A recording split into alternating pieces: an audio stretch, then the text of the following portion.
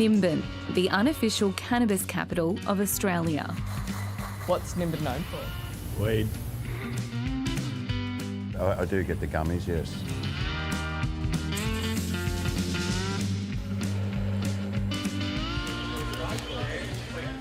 But there's a new type of tourist in town looking for advice. Some of the hundreds of thousands of Australians prescribed medicinal cannabis. Lots of people phone up and want to talk about it, and quite often it was too strong for them. The irony is, now we're getting it, you get it through a doctor and you get it over the phone, and I think that's all great. But I don't think the doctors know that much about it often, and the people who do know about it are us, who have been using it for 50 years. As president of the Hemp Embassy in the federal legalised cannabis party, Michael Balderstone has witnessed enormous change. I've seen advertisements for $500,000 for a doctor to prescribe cannabis. So the industry is totally booming. It's all about money, I realise. Took me a long time to realise it's business.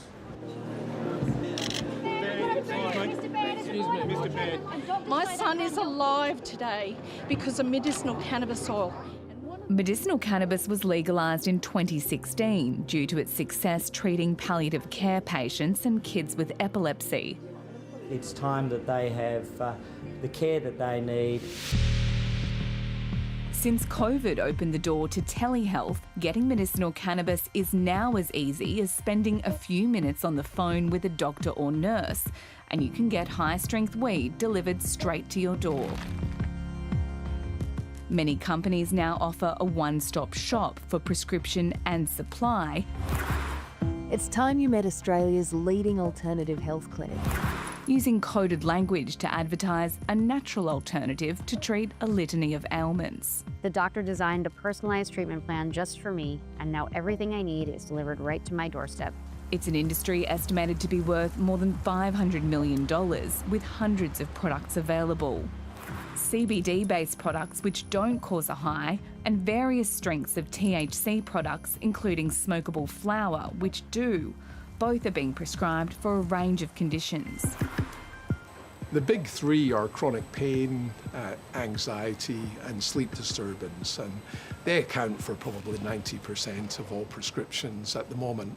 Ironically, the clinical trial evidence for efficacy of medicinal cannabis in all three of these top conditions is surprisingly weak.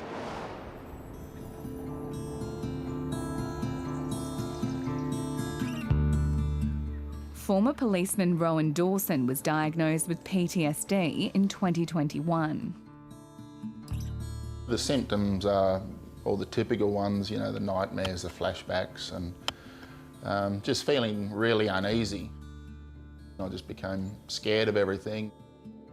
He took up gardening to calm his mind, and it was during a visit to his local hydroponics store when he saw an ad for free cannabinoid therapy consultations.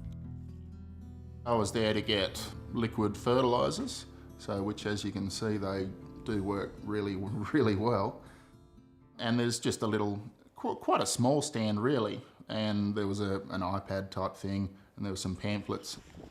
I thought, okay, well, they're claiming this plant can help people. The company he signed up for was called Dispensed. It operates on a subscription model and advertises free online consultations through bong shops, tobacconists, alternative health stores and hydroponic shops around Australia. So I clicked on the link, I suppose, and the ball was rolling, and all of a sudden I was signed up and had a 10-15 minute phone consult with a lady who wasn't a doctor, and all of a sudden there was dope heading to my door. So it's really as simple as that. Within a few days, he received hundreds of dollars worth of high-strength THC flower for vaping. Rowan's mental health quickly deteriorated. It was quite strong, I went and sat on the couch and thought, holy shit, I'm on Pluto here. For the short amount of time that I was using it, it certainly increased my anxiety. He says the prescription was written by a doctor he'd never spoken to. Unless I spoke to him in a parallel universe. I've never spoken to the bloke. But he gave me some weed, so... When Rowan visited his regular GP, they were concerned. They wanted me to stop. I'd obviously already stopped, so it wasn't a problem. But the advice was that THC stuff and your medication are not good bedfellows at all. Despite never having another appointment, more cannabis kept arriving. I was alarmed by how efficient it is. Like, I thought, shit, these companies, they know how to roll this stuff out. Like, you can't criticise them for not being organised. Dispense told 7:30 it expects practitioners to comply with their legal and professional obligations, and that when deciding whether to prescribe to patients, they should consider the type of medication that may be appropriate, including the strength. It also says it investigates any concerns raised about specific practitioners. The amount of cannabis being imported into Australia, mainly from Canada, has grown almost 6 times in just 3 years, up to around 42 tonnes in 2023. Because most medicinal cannabis products are unapproved prescription medicines, they're not checked for safety, quality or efficacy by the TGA, but can be prescribed by a doctor using their own clinical judgment. Medicinal cannabis also isn't meant to be advertised, and the TGA has handed out millions of dollars worth of fines to companies and influencers breaching those rules. Postman Pat just dropped off the medical gas. We'll be going through the scent, how hard it hits us. But many Australians are sharing their experiences of medicinal cannabis in reviews online. Yeah, let's go back.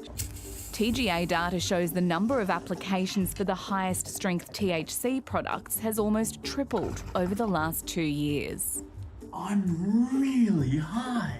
Overall rating, 7.82 out of 10. This one's getting a 9.5. Shit's good. Real tasty, real strong. Gets you high as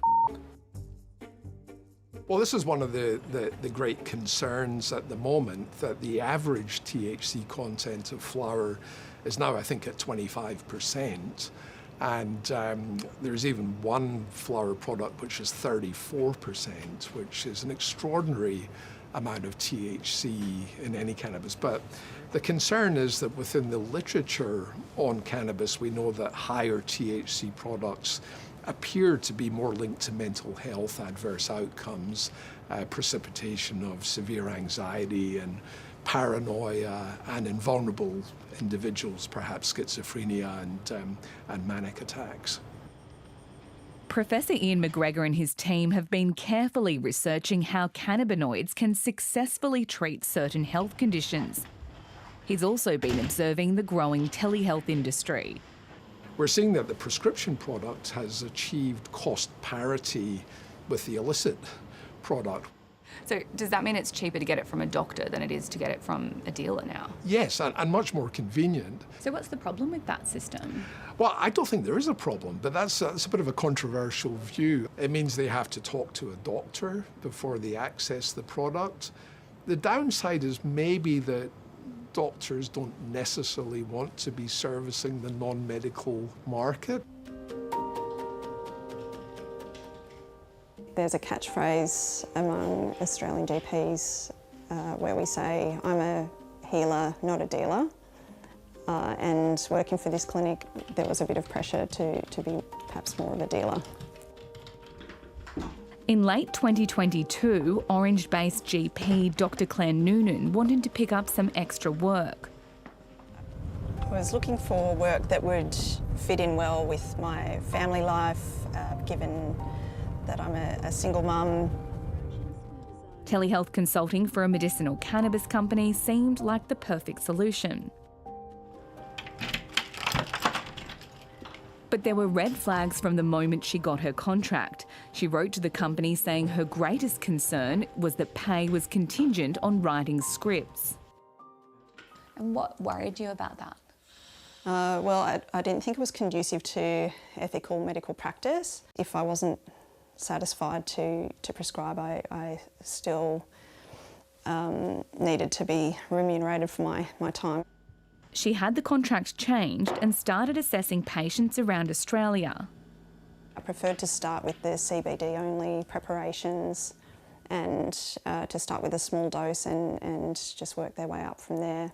Yeah, I just felt that was safest. Some patients expressed a strong preference for THC preparations and would try and convince me to prescribe those for them, which I didn't want to do on a first visit. After one consultation when Claire declined to prescribe high-strength THC, she was contacted by the company asking her to reconsider.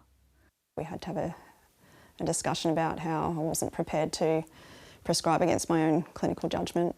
It felt that I was being pressured to practice a certain way, and in a way that I would say is not really practicing medicine. It's more being used for my signature on a script, so to speak.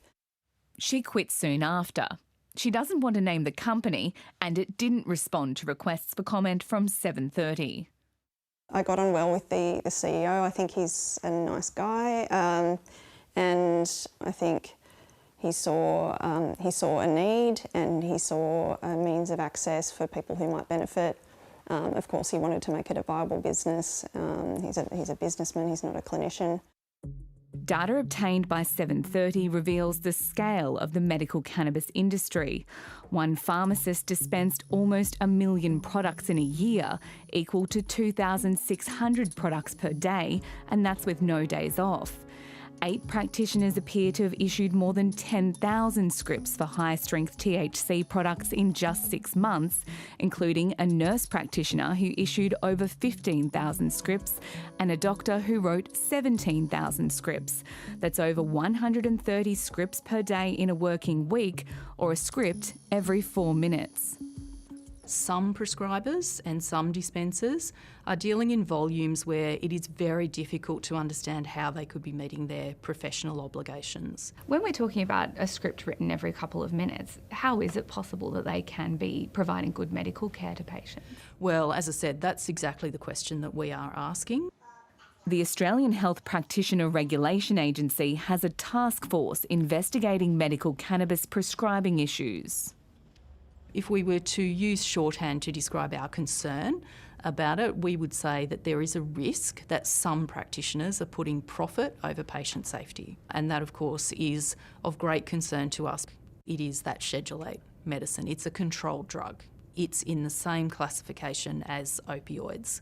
So those drugs are classified at that level because there is a risk of harm if they're taken by patients who should not take them.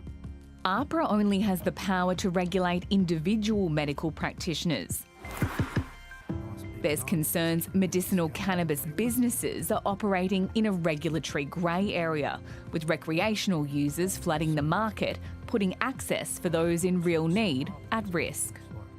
Even the original advocates, the people that urged action back in 2015, 2016, are now somewhat perplexed that in fact it's turned into a bit of a commercial monster with the bar set too low for patient access and often sort of some unethical prescribing going on.